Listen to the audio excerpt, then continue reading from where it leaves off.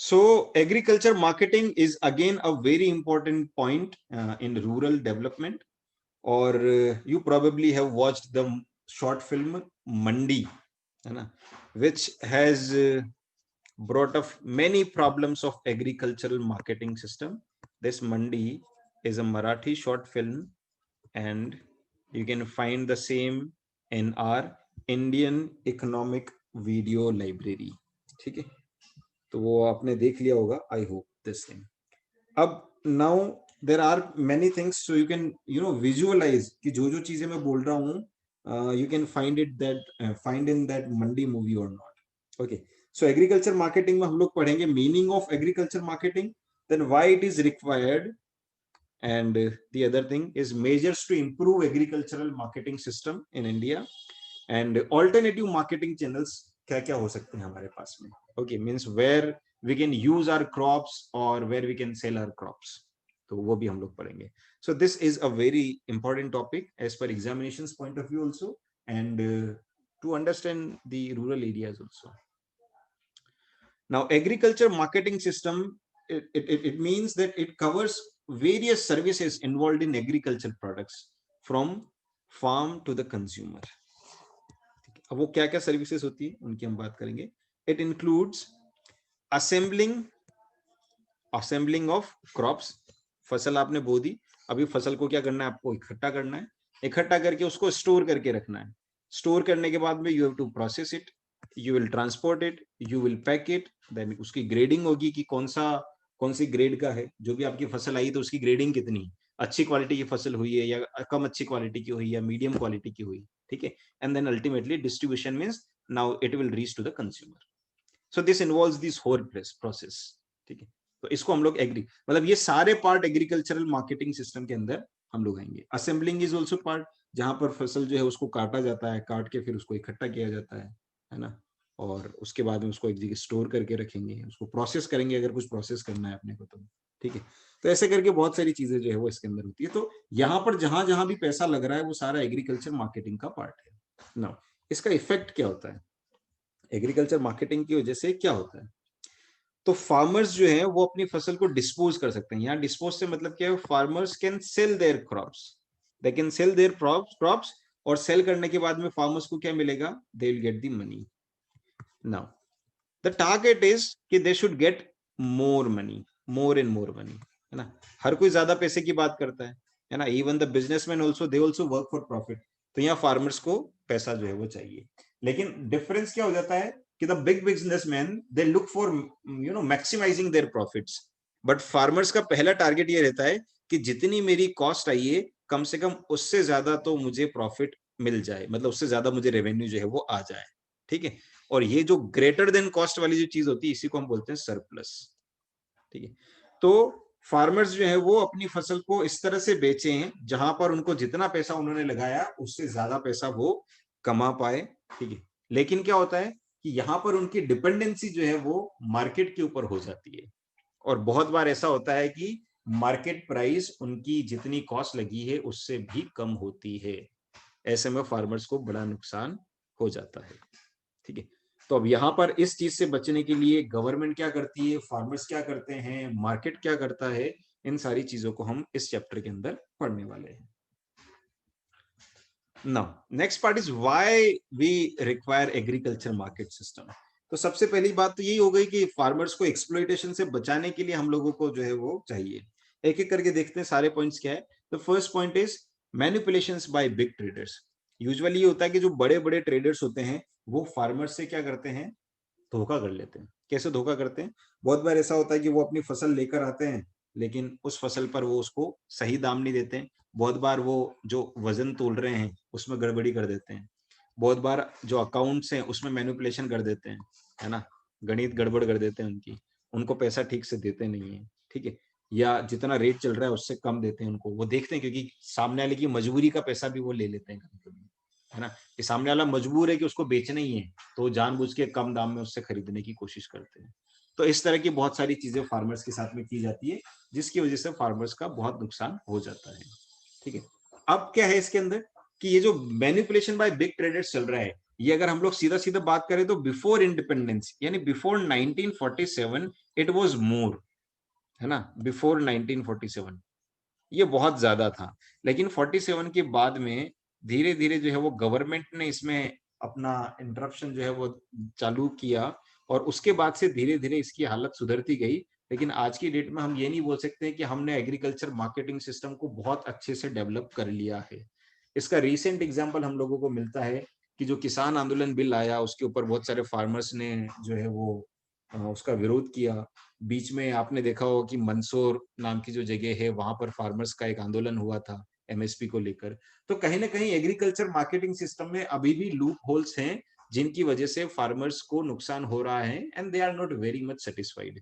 But since की ये सारी चीजें जो है ये पॉलिटिसाइज हो गई है, इस वजह से रियल टाइम सॉल्यूशन जो है वो किसानों के लिए नहीं निकल पा रहा है।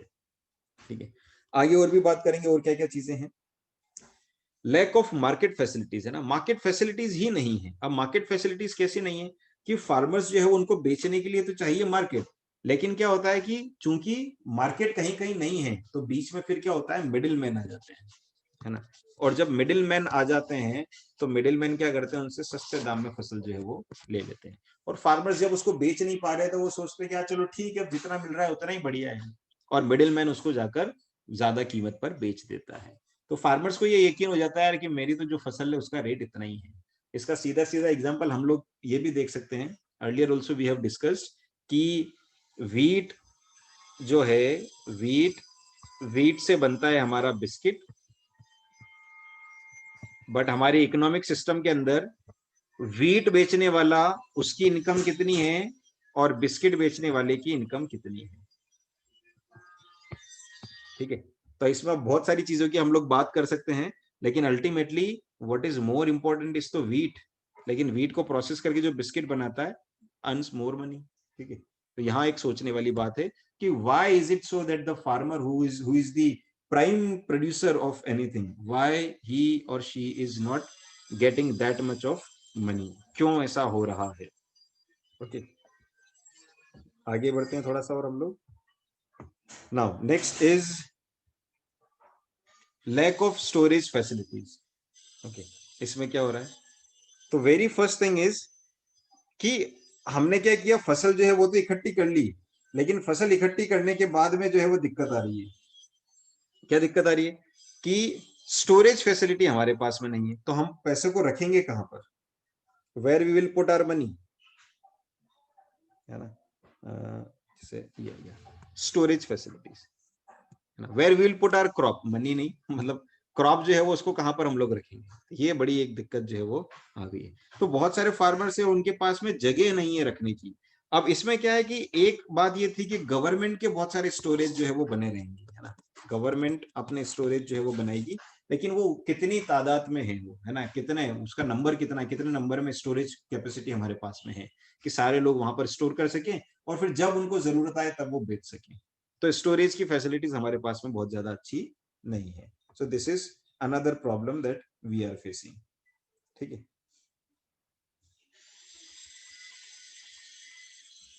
Okay, next we are having is measures to improve agriculture marketing system. किस तरह से हम एग्रीकल्चर मार्केटिंग सिस्टम को जो है वो इंप्रूव कर सकते हैं।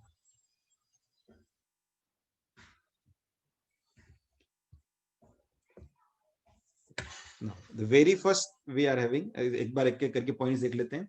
By policy instruments, by regulated markets, by infrastructure facilities and by policy cooperative marketing, है ना। इन सब चीजों से हम एग्रीकल्चर मार्केटिंग सिस्टम को इंप्रूव कर सकते हैं। इसके अलावा भी, है ना, ये तो सारी चीजें क्या हो गई, किताबों वाली चीजें हो गई, लेकिन इसके अलावा भी वी हैव टू फाइंड कि और क्या तरीके हो सकते हैं। तो इसको फाइंड करने के लिए क्या किया, इस चीज को फाइंड करने के लिए हम लोगों ने कुछ केस स्टडीज की। केस स्टडीज कहाँ की हम लोगों ने केस स्टडी किया दो, जो मैंने आपको पहले भी बताया। एक हमने किया हिवरे बाजार, हिवरे बाजार की हमने केस स्टडी की, एक केस स्टडी हमने पंसारी विलेज की। और इन दोनों जगह जब हमने केस स्टडी किया तो हमने पाया कि यार एग्रीकल्चर मार्केटिंग सिस्टम को इंप्रूव करने के लिए और भी बहुत सारी तरीके हैं। तो after doing the case study of both these places हम लोग ज्यादा अच्छी चीज जो है वो निकाल सकते हैं। Even I would also suggest कि हिवरे बाजार और पुंसारी विलेज है, इवन इनके ऊपर आप प्रोजेक्ट वर्क भी कर सकते हैं, and they are really really very interesting. ठीक है, तो थोड़ा सा आउट ऑफ द बॉक्स सोचकर इस तरह की जो केस स्टडीज हैं या जो भी हमारी इंडियन इकोनॉमी वीडियो लाइब्रेरी है, उसमें से भी अगर कोई आपको टॉपिक इस तरह से पसंद आ रहा है तो उसको लेकर भी आप प्रोजेक्ट वर्क जो है वो बना सकते हो। ठीक है, थोड़ा सा उसमें मेहनत ज्यादा लगेगी, but you will do a sort of quality work, तो that also you can do. चलो, अब एक एक करके हम लोग पढ़ते हैं डिफरेंट पॉलिसी इंस्ट्रूमेंट, है ना, क्या क्या हमारे पास में अवेलेबल है, उसको पढ़ते हैं। Now in order to protect the farmers, the government has initiated the following policies, है ना, बहुत सारी अलग अलग पॉलिसीज जो है वो गवर्नमेंट ने बनाई। वो पॉलिसीज कौन कौन सी है? सबसे पहले एमएसपी। ठीक है, तो एमएसपी का मतलब क्या हुआ? Minimum support price. ठीक है, but minimum support price is क्या? तो ये हम लोगों ने सबसे पहले इसको हम लोगों ने पढ़ा था, we studied this concept in micro economics, जब हम लोगों ने प्राइस सीलिंग और प्राइस फ्लोर की बात की थी।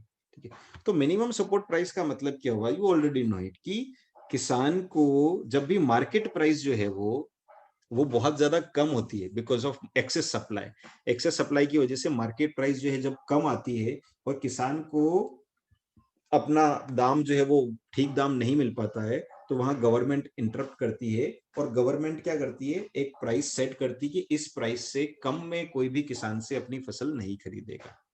तो दिस इज वन आइडिया जिससे किसान को जो है वो उसकी फसल का ठीक दाम जो है वो दिलाया जा सकता है। ठीक है, दूसरा है maintenance of buffer stock. Buffer stock में क्या होता है? अब ये बफर स्टॉक इसके बाद वाली चीज है। बहुत बार ऐसा होता है गवर्नमेंट जो है मार्केट प्राइस से ऊपर की प्राइस सेट कर देती है और उसकी वजह से किसान का जो फसल है वो पूरी तरह से बिक नहीं पाती है। अब वो जो नहीं बिकती है तो फिर बोले कौन खरीदेगा इसको? तो देन गवर्नमेंट खरीदती है और गवर्नमेंट क्या करती है? उसका यूज बफर स्टॉक के लिए करती है। Government uses the same in buffer stock. Okay, and then last is public distribution system, ये भी गवर्नमेंट ही करती है। बफर स्टॉक जब उनके पास हो जाता है उसके बाद वो पब्लिक डिस्ट्रीब्यूशन सिस्टम में ये सारी चीजों को जो है वो बेचती है, जहां पर वो जनरली जो मार्केट प्राइस होती है उससे कम दाम में उन चीजों को जो है वो बेचने का काम गवर्नमेंट करती है।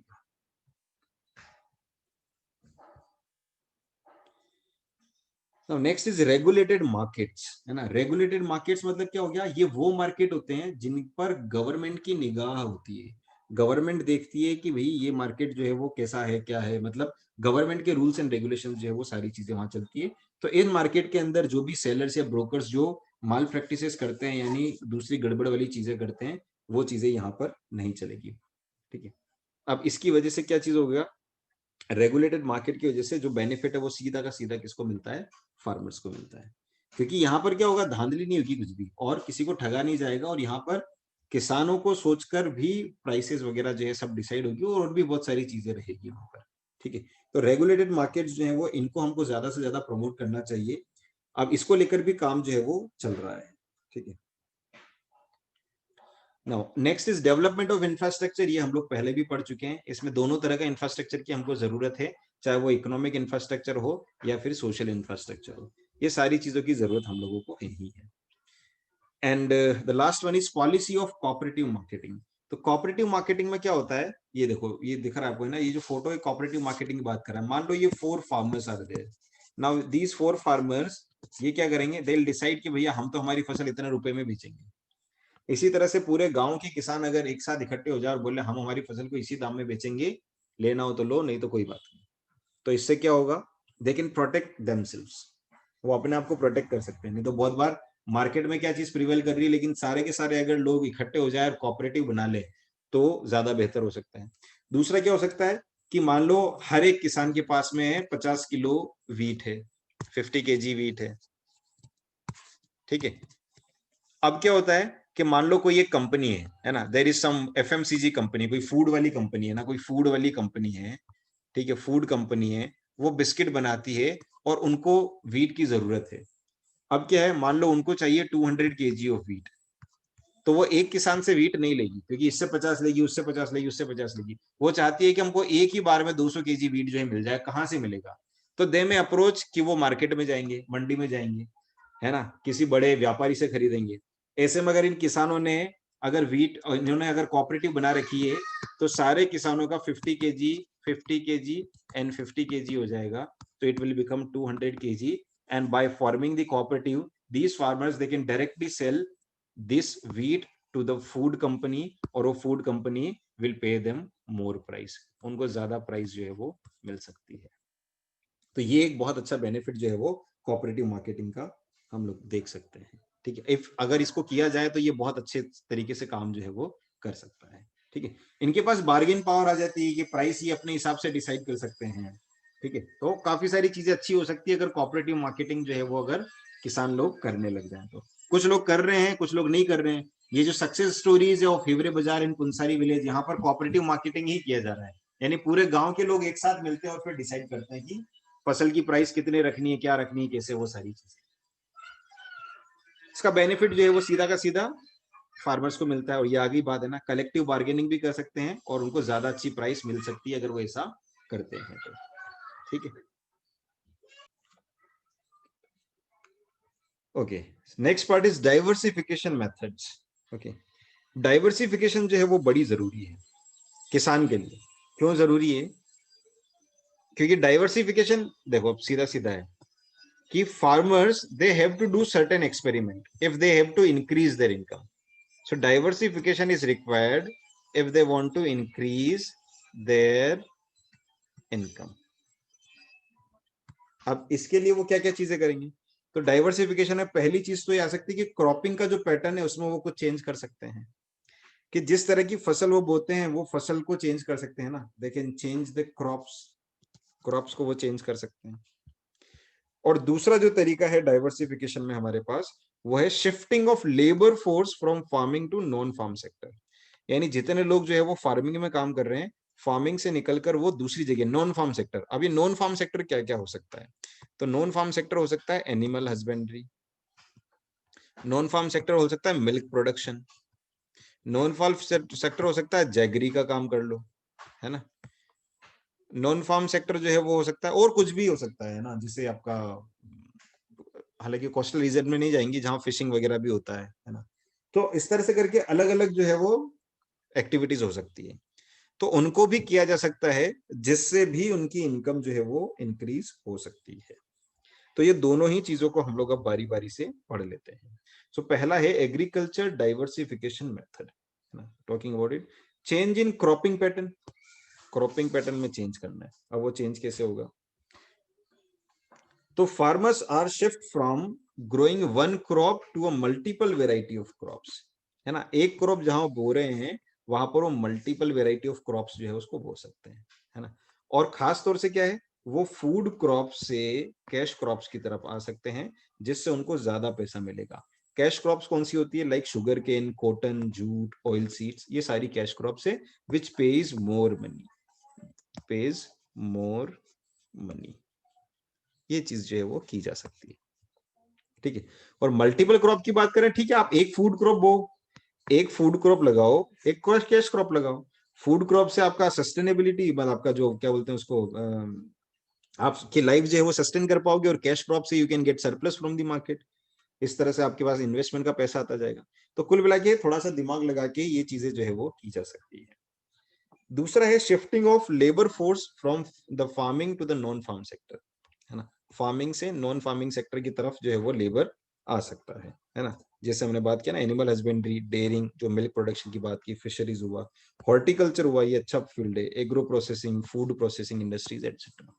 तो फार्मिंग से रिलेटेड हो सकती है वो, लेकिन उनमें भी ट्राई जो है वो किया जा सकता है, उससे किसान की इनकम जो है वो बढ़ जाएगी। और साथ में एक जो फैक्टर होता है, द फैक्टर ऑफ सीजनलिटी, कि फसल बर्बाद होगी तो किसान क्या करेगा। तो अगर उसकी फसल बर्बाद होगी तो उसके पास में कम से कम दूसरा कोई एरिया है जहां पर वो काम कर रहा है, वो वहां से पैसा जो है वो बना लेगा। ठीक है, तो ये एक एडवांटेज हो सकता है। Now benefits of agricultural diversification, क्या क्या बेनिफिट है? सबसे पहले तो रिस्क रिडक्शन, जिसके हमने बात की कि अगर वो केवल फार्मिंग के ऊपर डिपेंडेंट है तो रिस्क है। तो ऐसे में अगर उसके पास दूसरा सोर्स होता है इनकम का, तो वो बहुत बेनिफिशियल हो जाएगा उसके लिए। इंक्रीजिंग इनकम, डेफिनेटली इनकम जो है वो इंक्रीज होगी। सीजनल फैक्टर जो है वो खत्म हो जाएगा, इसकी भी बात हमने की। एक्सपोर्ट बूस्टर है ये, है ना, मतलब एक्सपोर्ट वो कर पाएगा क्योंकि वो सरप्लस अगर उसके पास में आ रहा है तो उसको एक्सपोर्ट भी कर सकता है। ठीक है, एक एक करके देखते हैं रिस्क रिडक्शन किस तरह से। तो if there is a crop failure due to drought और फ्लड्स, किसी भी वजह से अगर क्रॉप फेलियर हो जाता है तो ऐसे में क्या होगा, उसके पास में कोई दूसरा सोर्स ऑफ इनकम होना चाहिए जो कि एग्रीकल्चरल डाइवर्सिफिकेशन हो सकता है। दूसरा है इंक्रीजिंग इन इनकम। ओवरऑल जो है वो इसकी इनकम बढ़ने वाली है क्योंकि उसके पास नंबर ऑफ सोर्सेस रहेंगे, तो उसके पास कुछ ना कुछ अलग चीज है जिससे वो पैसा जो है वो कमा सकता है। ठीक है, तो इसका इनकम ये, इसका सीधा सीधा इम्पैक्ट ये होगा कि फार्मर जो है वो, उसकी इनकम बढ़ जाएगी। हालांकि जितना ये पैसों में खेल रहा है उतना खेलेगा नहीं खेलेगा ये तो कंडीशनल है, बट एटलीस्ट उसकी इनकम जो है वो काफी हद तक इंक्रीज हो जाएगी। Okay, next. Most of agricultural employment opportunities India are seasonal. ठीक है, तो सीजनल है, इसकी वजह से क्या होगा, अगर उसके पास में दूसरी कोई चीजें हैं तो उसका भी उपयोग किया जा सकता है। तो डाइवर्सिफिकेशन जो है वो उसकी उस समय मदद करेगा जिस समय की एग्रीकल्चर वाला काम बंद पड़ा है। ठीक है, ये बेनिफिट है। देन एक्सपोर्ट बूस्टर, तो आजकल जो है वो किसान बड़ा समझदार हो गया है और वो एक्सपोर्ट भी करने लग गया है अपनी चीजों को। ठीक है, जो भी वो पैदावार करता है, वो कुछ कुछ प्रोग्रेसिव ऐसे फार्मर है जो कोई उन चीजों की खेती करते हैं जिन चीजों की रिक्वायरमेंट बाहर की कंट्रीज को होती है। ऐसे में वो अगर बहुत ज्यादा बल्क में उनका प्रोडक्शन होता है तो they can export it also, बाहर कांटेक्ट करते हैं और उसके बाद में एक्सपोर्ट जो है वो हाँ होने लग जाता है। अब कभी कभी एक किसान जो है वो बहुत ज्यादा पैदा नहीं कर रहा है, लेकिन अगर वो कॉपरेटिव्स बना के भी एक्सपोर्ट किया जा सकता है। ठीक है, so this is one new area which is opening up, जहां पर किसान खुद ही अवेयर होकर कॉपरेटिव्स बनाकर एक्सपोर्ट कर रहे हैं बहुत सारी फसलों को, and by exporting they can earn more money, अच्छा पैसा जो है वो कमा सकते हैं। तो ये बेनिफिट है इसका। नाउ नॉन फार्मिंग एरियाज की अगर हम लोग बात करें तो दीज आर द एरियाज जहां पर हो सकता है, जैसे एनिमल हस्बेंड्री, डेयरिंग, है ना। डेयरिंग के अंदर हम लोगों ने एक एग्जांपल देखा था, द एग्जांपल ऑफ अमूल, है ना, हाउ इट स्टार्टेड और आज की डेट में अमूल जो है वो क्या है ना। फिशरीज हो सकती है specially in the C shores, या जहां पर नदियां या इस तरह से हैं वाटर, अगर वाटर का कुछ सोर्स है तो वहां पर फिशरी हो सकती है ना, अलोंग विद एग्रीकल्चर। हॉर्टिकल्चर किया जा सकता है ना, हॉर्टिकल्चर का मतलब क्या है, फ्रूट्स की खेती। तो आजकल ये बड़ा पॉपुलर है फ्रूट्स की खेती, और अगर इसमें ऑर्गेनिक फ्रूट्स की खेती करो तो और ज्यादा अच्छा पैसा जो है वो बना सकते हैं, बिकॉज ऑर्गेनिक फूड जो है वो, ऑर्गेनिक फ्रूट्स जो है वो अच्छे दाम मिलते हैं उसके। ठीक है, and then information technology obviously, है ना, ये भी कर सकता है। आजकल जैसे चल रहा है ना, बहुत सारे ऐसे एडवर्टीजमेंट देखे होंगे, कोडिंग सीखो और दुनिया बदलो। तो पार्ट टाइम किसान जो है वो बैठ के खेती भी कर रहा है और फसल की रखवाली करते करते कोडिंग भी कर रहा है। तो कुछ भी है ना, कुल मिला के इंफॉर्मेशन टेक्नोलॉजी का यूज कर कर किसान जो है वो कुछ भी, जैसे बहुत सारे किसानों को देखा है, they are making YouTube videos on how to do farming, कैसे ज्यादा फसल करेंगे, क्या फर्टिलाइजर यूज करनी चाहिए, क्या ये करनी चाहिए। तो ये सारी चीजें भी आ गई है। बहुत सारे जो फार्मर्स हैं वो तो एक तरह से कंसल्टेंट्स भी बन गए हैं, और लोग उनसे कंसल्ट करते हैं, दे पे देम, है ना। तो इंफॉर्मेशन टेक्नोलॉजी का यूज करके तो किसान और भी बहुत सारी कुछ चीजें जो है वो कर सकते हैं। इट्स थोड़ा टाइम टेकिंग है, but yes of course there are possibilities. तो ये नॉन फार्म एरियाज है जहां पर की चीजें जो है वो की जा सकती है। ठीक है, फिशरीज की बात की, डेयरिंग, हॉर्टिकल्चर, है ना, animal husbandry and information technology, ये सारा हो गया। ठीक है, अब इनका वापस इनका डिटेलिंग एक एक करके, है ना, कि एनिमल हस्बेंड्री जो है उसके अंदर क्या होगा। ठीक है, तो एनिमल हस्बेंड्री में केटल्स हो गया, गोट हो गया, डक्स हो गए, गूज हो गए, है ना।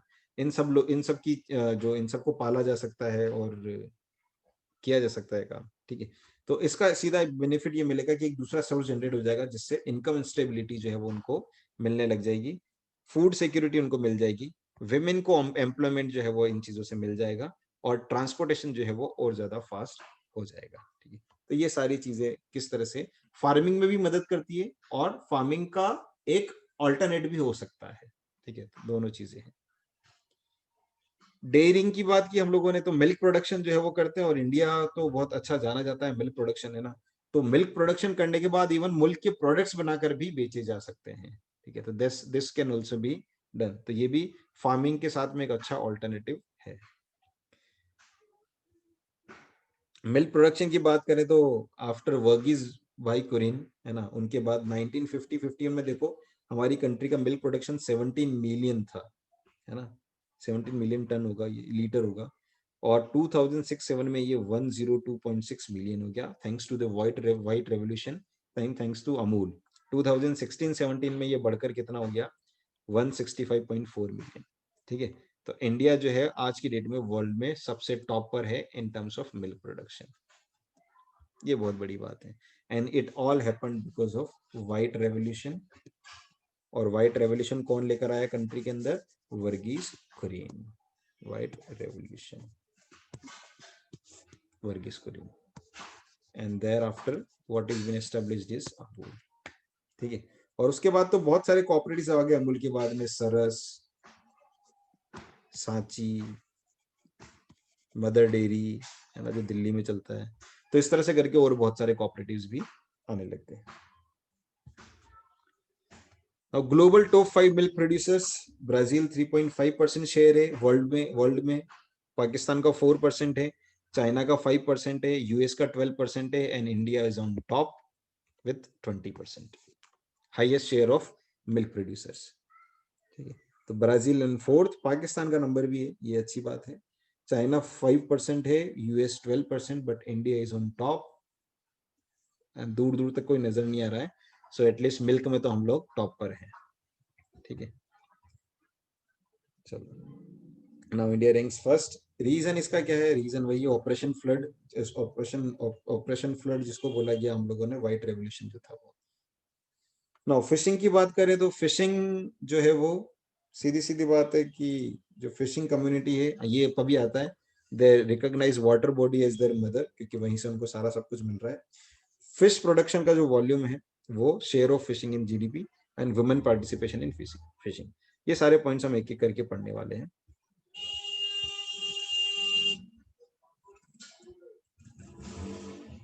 ना वॉल्यूम ऑफ फिश प्रोडक्शन, है ना, तो इंडिया जो है वो इनलैंड, इनलैंड का मतलब क्या हो गया, इनलैंड सोर्सेस मतलब क्या हो गया, रिवर्स, पॉन्ड, है ना, लेक्स, इनसे हमारा जो फिशिंग आता है वो 49% है, और बाकी का जो 51 है वो हम लोग कहाँ से मिलता है, समंदर से। ठीक है, विमेन का पार्टिसिपेशन देखें तो वो बहुत एक्टिव है, and we find that 60% of women workforce is there in the fishing. Where is export marketing की बात करें तो 40% शेयर जो है वो किसका है, विमेन का। Means out of 100 people, 40 women are working in export marketing in fishing.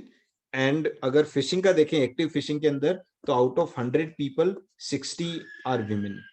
ठीक है, तो विमेन का पार्टिसिपेशन फिशिंग में हम लोगों को ज्यादा नजर आ रहा है, which is again the source of employment for the women. ठीक है, कोस्टल एरियाज में ये ज्यादा रहता है। नाउ शेयर ऑफ फिशिंग का अगर हम लोग देखिए तो हमारी जीडीपी में 0.8% जो है वो शेयर फिशिंग का है, यानी कि हमारा जीडीपी जितना भी आता है उसका 0.8% हमको फिशिंग से मिलता है।